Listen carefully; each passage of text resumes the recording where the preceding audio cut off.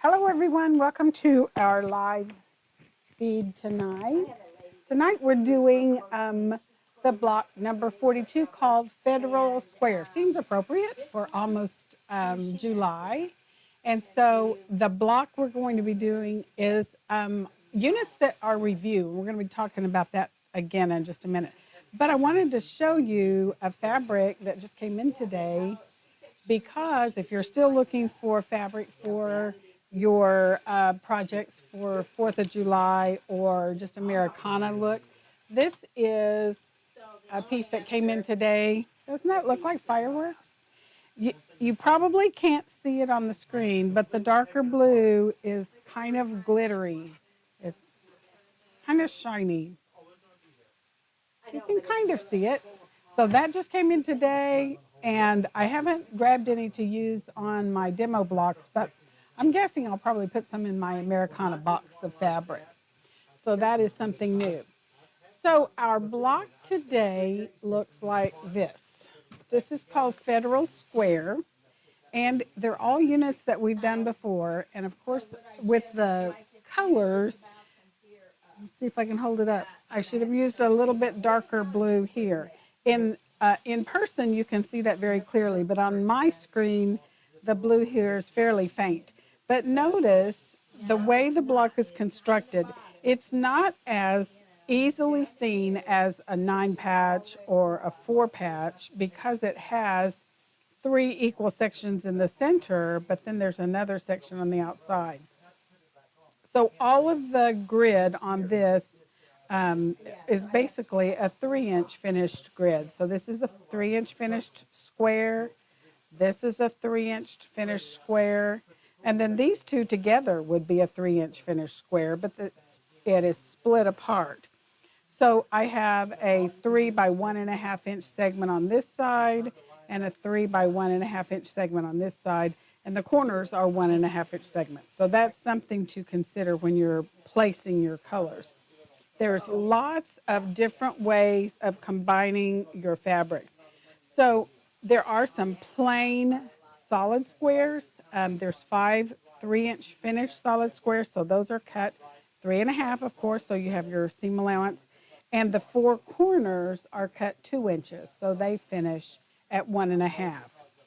This part is an hourglass unit. So we're going to talk a little bit about how to do that. This is review, and this is a Tucker trimmer unit.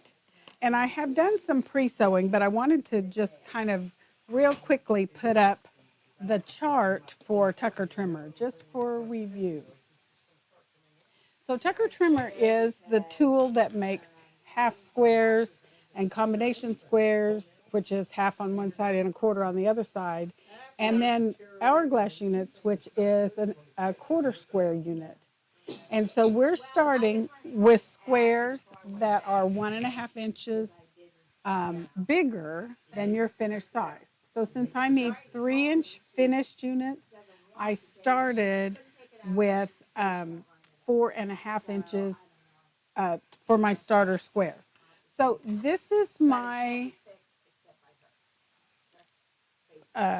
starting point, and I've got 2 squares. I've got my pale blue and my background square face to face, and I've drawn my double line and I've done my stitching.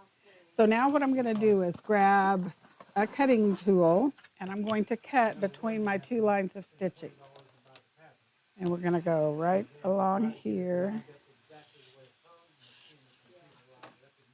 So now I'm going to open that up, and you can press toward the darker fabric. You can press open. That's a total personal preference. I'm going to press toward the darker fabric like this. And so I've got 2 half squares. If that was what I was after for this project, I would be ready to trim. But I'm going to go back to the overhead camera and show you. I need to press this just so it'll lay down flatter when I assemble that back to the quarter square unit. So for every square, making an hourglass unit, for every square I start with, That's going to give me 4 segments of my quarter square unit. This isn't really hot yet, so we'll let that heat while I talk. So for my hourglass unit, 1 square of blue and 1 square of cream will give me 2 units like this. So I started with 2 squares of blue and 2 squares of background fabric in order to get the 4 hourglass units I need for my project. So I'm going to just give this a quick little press. I'm not going to, at this point, if you are using the acorn pressing pen, this is where you'd give it just a little bit of heat to set those seams. My iron isn't quite hot yet. I didn't turn it on soon enough. Usually I turn it on and just let it be hot, even if it's not really ready to press. So now I'm going back to the sewing area, and I actually only did one of these sets. So here's my other set. Remember I said I had 2 background squares and 2 pale blue squares in order to get the 4 units that I need. So I've got 2 of them ready to do the next step. So I'm going to put those face to face, and I want to make sure that I alternate where my blue triangles are so that they're opposite each other. I'm going to line up that line on my seam and buddy those up together. Then when you draw the line this time, you want to make sure that you draw it across the original seam. So I'm going to grab my Quilter's Magic Wand, and I like to draw with a permanent gel pen. Keep in mind, only draw as dark as you have to be able to see your lines. So that's not real dark. This is a fairly dark pen, and you can make your mark so dark that it shadows through, which you don't want to do. So be aware of that. So I'm going to go stitch right on those lines. And this is my second step. So I'm going to stitch all the way across. If I was doing all of them, I would have this set up and ready to feed the next pair through, just like this one. And then I'm going to turn, when I get all of the units through that I'm working with, turn and stitch across the end. And I'm going to go back down the second line. Then I'm going to grab my fabric tag off of here and park my needle again. And then I'm to cut between my lines. So I'm going to cut right between those lines.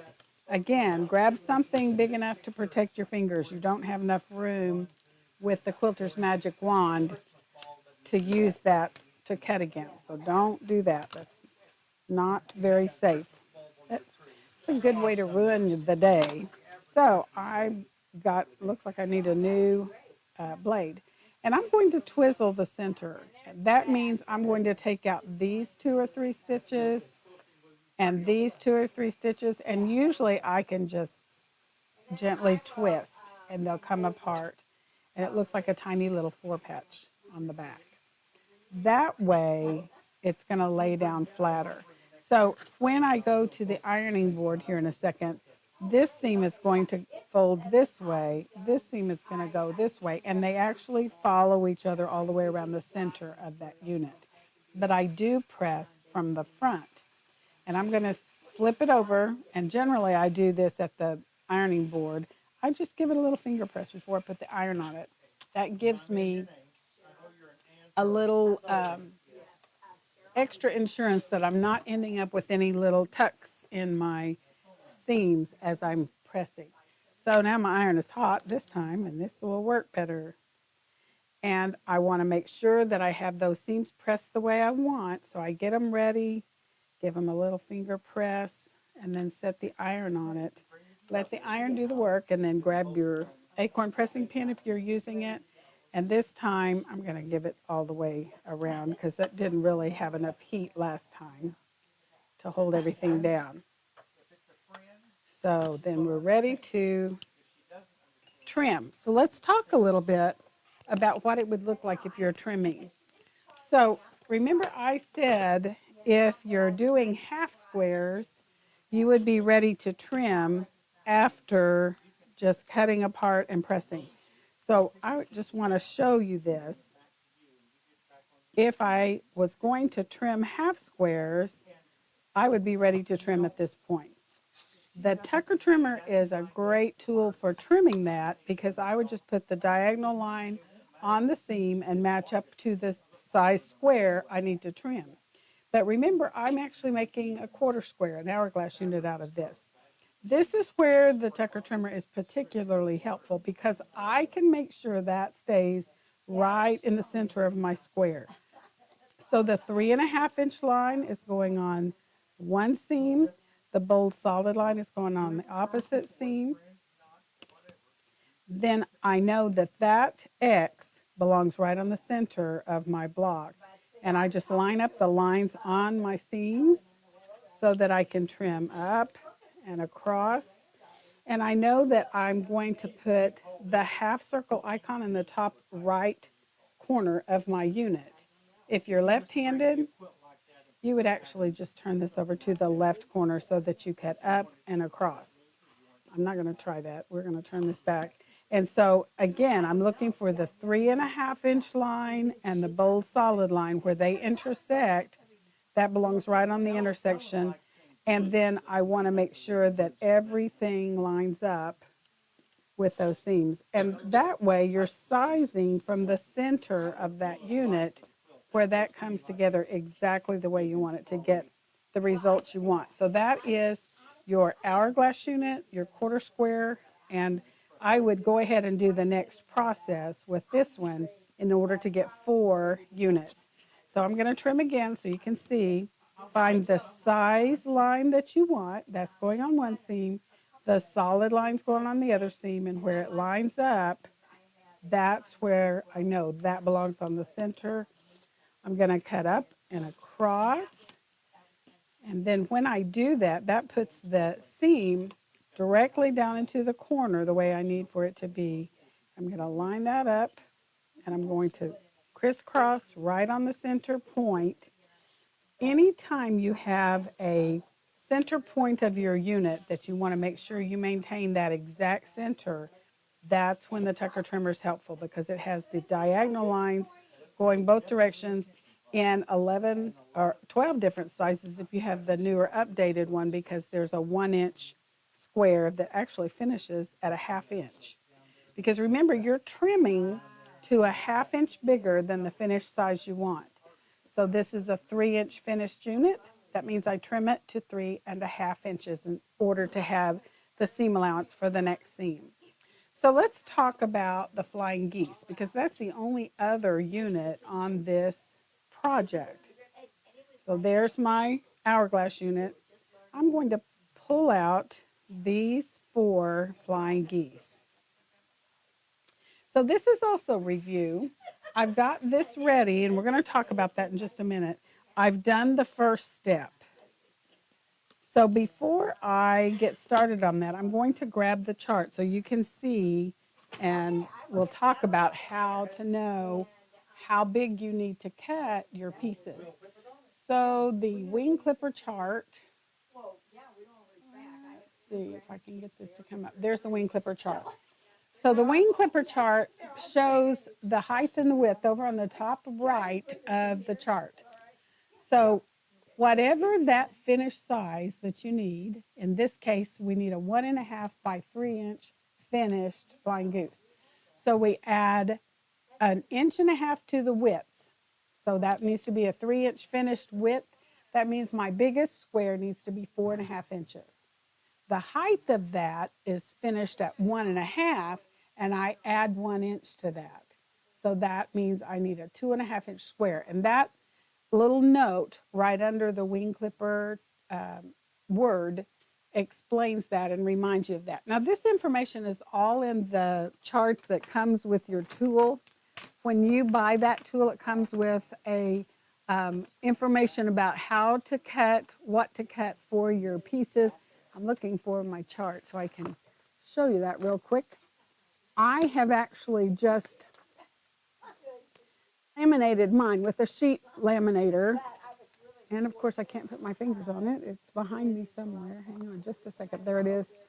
because I want you to see how easy it is to find that information. So here's my chart. This came wrapped up in the tool. And over on the side is my sizing information. It tells me if I'm making a 1.5 by 3 inch finished goose, and that's what it says right here. My trim size or cut size is 2 by 3.5. That's what I'm going to trim to. And it tells me I'm going to need a 4.5 inch square for my large square and 2.5 inch squares for my small squares. And this process uses 1 large square and 4 small squares to make a set of 4 flying geese. Then there's a good diagram over here to show you how to place everything. This is not new. This is something we've done before. So this should be a review for everybody. So I have my, I'm working right now on 4 geese that have a blue body and red sky or wings. And generally when I'm describing geese, I'll say this is the goose part, this is the sky part. So I've got my larger square and I've lined up my smaller squares on top. Remember with this technique, you want to leave just a little bit, 2 or 3 threads at the edge corner and scoot toward the center with your 2 squares. Once you do that, we're going to trim or cut right down between those 2 lines, and then we're going to press that. Let's move these over so I can move my mat over so you can see what I'm doing. So I'm going to press toward my smaller triangles, and I'm going to just give it a little finger press like this. And once I get those finger pressed so I know that my seams are aiming the way I want them to aim, then I can just set my iron on it, let the iron do the work, and I don't have to worry about little tucks in that seam where I didn't press well. Then this is when you grab the acorn pressing pin, give it just a little swipe with the solution, and that helps flatten out your seams. Now I'm ready to do the next step, and on that I'm going to take my squares, and I've actually already drawn my double lines with my Quilter's Magic Wand. You can barely see it, but that's what you want. You want it just dark enough that you can see it, and I'm going to place that on the corner. And notice I'm leaving a little space here, just 2 or 3 threads is all it takes. If you don't leave that, when it's time to trim, you hardly have room to trim these corners. So that's the reason you want to leave just 2 or 3 threads there on the corners. So let's go to the sewing area so you can see how that looks. And remember, if you have questions, just stick them in the comments because you're probably not the only one that has that question, and other people may want to know the answer to the same thing. So I've got my small square lined up on the corner, and I've left 2 or 3 threads so that I see that back square showing, the goose part. And I'm going to stitch right on the line. And I would need 4 of these. So I actually have only prepared this one set. This is actually going to turn out to be 4 geese.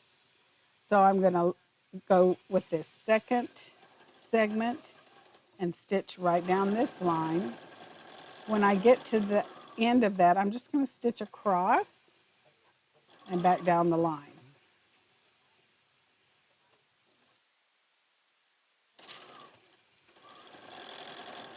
And see, you can see that little bit of the blue square showing on the corner. That's the way I want it because that gives me room to trim. Once I get all the way across, I'm going to grab my fabric tag and part my needle. Once I get that done, I'm ready to go to the ironing surface and do some trimming. So my first step is to cut between my stitching lines. You can see my stitching lines on this side a little easier. And I'm going to cut corner to corner on that smaller square. I'm going to do that with both sets. And then I'm ready to press. But again, if you'll take the time to finger press that triangle so that the seam goes the way you want it to go, you'll be much happier with your results. And I'm just lining that up and finger pressing, and I'm just going to slide the iron onto those smaller triangles. Then I'm going to grab my acorn pressing pin, give them a little swipe, and I do this regularly. Just stack them up because they don't need a lot of heat. They're already hot when I put the acorn pressing solution on there. Since I press first and then add the solution, I'm much more likely to get the nice sharp crease I want that way. So now I'm ready to trim my wing clipper unit, my flying goose. And this is the way I'm going to arrange my geese. First of all, you're going to point the valley that those seams form toward you. And once you do that, you can see this line is always going to line up on the right side. One of these lines, according to the size you're making, one of those lines is going to line up on this side. And this particular goose is a 1.5 by 3 inch finished. So I'm trimming it to a 1/2 inch bigger than that. So 3.5 by 2 are the numbers I'm looking for. That means this intersection is what's going right on the nose of my goose. And once I get that in place, I should see just a tiny sliver all the way around my rectangle. And there's not usually a lot of trim off. Sometimes it's just that ear that I would have cut off with my scissors anyway. Then I'm going to put the 2 by 3.5 inch cut lines on the edges. That should put a bold marking right at the goose's beak so that I'm not worried about chopping off his nose. And I have a perfectly trimmed 2 inch by 3.5 inch goose. And I'm going to do that with all of these. So again, I'm going to line up the long diagonal line on the right seam, match up the sizing line for the 3.5 by 2 inch goose on the opposite line. And see, I got 2 or 3 threads right there. That's all I'm trimming away. So I'm not wasting gobs of fabric, but I am trading those 2 or 3 threads and the ears for precision, because now I have geese that are the same size. It's easier to stitch them together. If I had a project where they're going nose to nose to nose like that, it makes it easier to get everything to line up the way I want it to. Now, if you are left-handed, you're going to turn your tool vertically, and you're going to, first of all, point the goose to the right. This top long diagonal line will go on that top seam, and then the sizing line that's appropriate is going to go on the bottom seam. So you're going to trim up the long side and across. That's all there is to making the flying geese. Now, there is something unusual about the other geese in this project. Have you noticed what it is? They have different colored sky part or wing parts. So in order to do that, I've already set up my geese, and I actually need 4 of this one and 4 of this one. And the way I have arranged my pieces, I'm automatically going to get pairs that are a mirror image. So you can see this one has the blue on the inside and the cream on the outside. Every time I make this set of geese in the process that I'm going to show you, I'm going to get 2 of each of these. And I needed 4 of each of these. So I've actually prepared 2 sets. I'm trying to put these ones that I just trimmed back over here so you can see where they fit. Right there is where those fit. I'm going to remove these double colors for a minute just so you can see. Now you could actually take just a solid rectangle. I'm missing one. Hang on a second. Oh, I have another one. There it is. I could take a solid rectangle of whatever color and fill this space. It would be a 2 inch by 3.5 inch rectangle, and that would fill that space. But I want to fill it with these mirror image colored geese. So I have prepared 2 sets. I had 2 large red squares. That's the same numbers that I used for this set. And I had 4 blue small triangles, and I also have 4 small background triangles. So my first step is to put all of the blue squares on my starter large squares. And then I'm going to trim down the center like this. And then I'm going to do the same thing with the other set that I've lost somehow in just the space of a second. There it is. I'll trim down the center of that unit. And I want to press toward the smaller triangles. So my first step, as usual, is to finger press those smaller triangles. And I typically stack them like this, kind of overlap them, so that when I set the iron on them in a minute, they're going to all get the heat from the iron kind of at the same time. So we're going to line this up, and we're going to just slide that down. And now we're going to use our acorn pressing pin. We're just going to give it a swipe. And I stack these up too.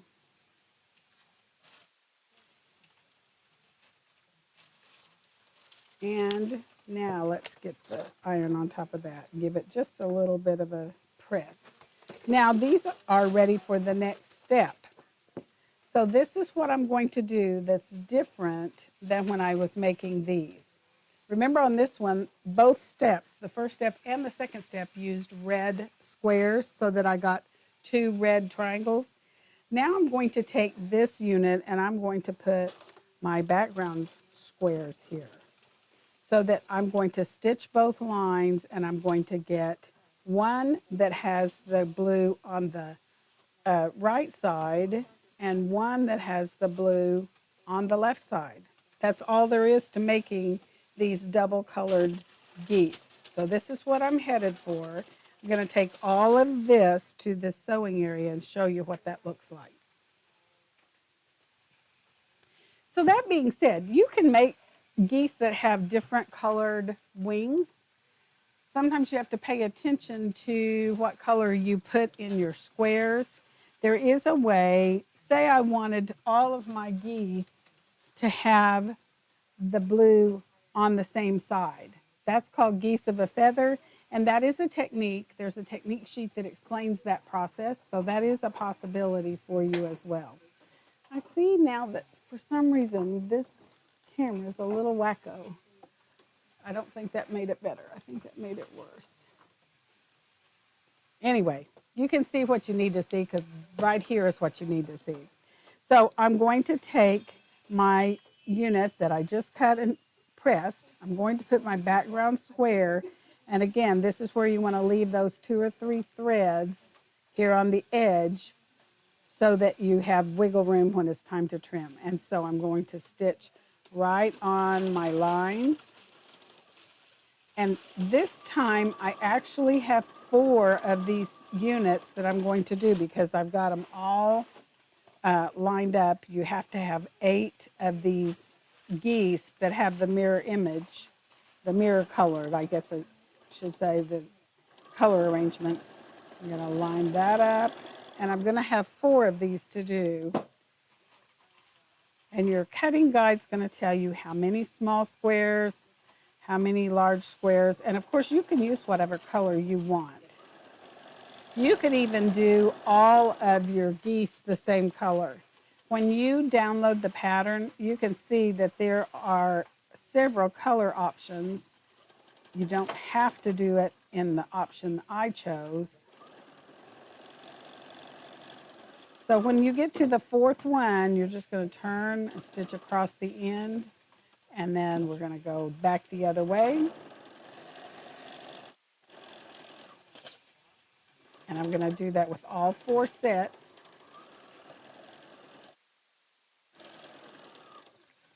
One more. No, 2 more. I said that wrong. And now here's the last one. And when you are stitching, if you have the opportunity to assembly line sew, it's much more efficient. You'll get a lot more done. You just have to be aware that if you make one mistake on assembly line sewing, you probably are going to make several. So you kind of have to pay attention. All right, so I've got all of my units ready. I'm going back to the cutting area and we're going to cut these apart. So here I'm going to cut corner to corner between my lines of stitching. And look what happens. That gives me one goose with the blue on the left and one goose with the blue on the right. I'm going to press them. I'm going to trim them exactly like I did this one. And I'll end up, because of the number of squares I started with, I'm going to end up with 8 total. 4 that have the blue on the left, 4 that have the blue on the right. I've lost a set somewhere. There it is. There we go. Because for this block, you need 4 sets that have a right and a left blue, like these. Those are the same. There's a pair that are opposites. That's what you're after. So let me get rid of these and let me get the block over here and let's talk about other ways you could assemble these pieces because you have other options. So if you're doing this technique, I had on my coloring all of my geese with the goose part, the wider part of the goose, toward the inside of the block. It's kind of a puzzle. And I think that's probably why I like to quilt, because I like the puzzle aspect of it. So there are my geese. All of these geese, I know I have one more somewhere. It's in this stack.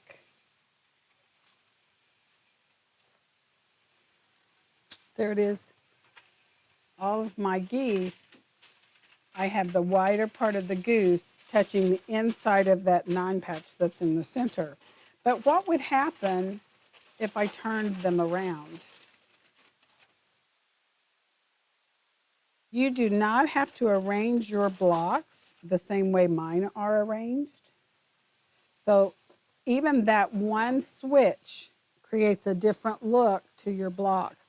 Another thing you could do is switch sides with that blue corner, and that already changes the look. But what if I turned them around and had them pointing toward the inside?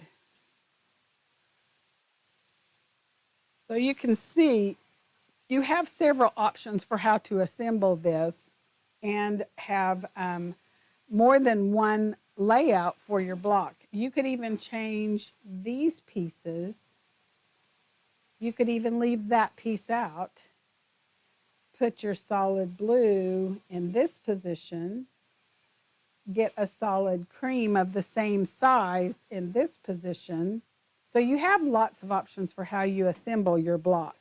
The cutting guide's going to give you the sizing amounts for the hourglass units in a 3-inch finished, the flying geese units in a 3 by 1.5-inch finish. So you have that option. So when you get your page of the pattern downloaded, I want to talk just a little bit about what to look for, because you don't have to stick with the sizes that I'm using. So this one happens to be number 42 Federal Square. So that's what the page looks like. It gives you several bits of information. One is a unit summary. Now, all of them are set up this way. If you haven't looked at them, look carefully at them and see this one has a 2-colored goose. See the 2 colors here? It's just a faint difference, but it creates almost a shadow effect with that setup. This creates a different look. And so all of these 3 blocks are exactly the same pieces that I demonstrated. There's a unit C, which is the hourglass unit, and it forms that star shape. On this color version, they've used 2 different colors on the white and the pale blue, and then a dark navy, so it creates a different look as well. So you have lots of options. It also has a guide for the unit summary, and some of them on the other side have the sizing information. It doesn't give you the starting size. It's expecting that you'll do a little bit of sleuthing to figure out what those starter sizes are. I'm just giving you those bits of information. So we're making a 12-inch block, and I based all of my information on this size. But this block can be made in an 8-inch block or a 16-inch block, and also other sizes. You don't have to stick with the 12-inch block. That was just the size we chose for our Blockbuster Bash series.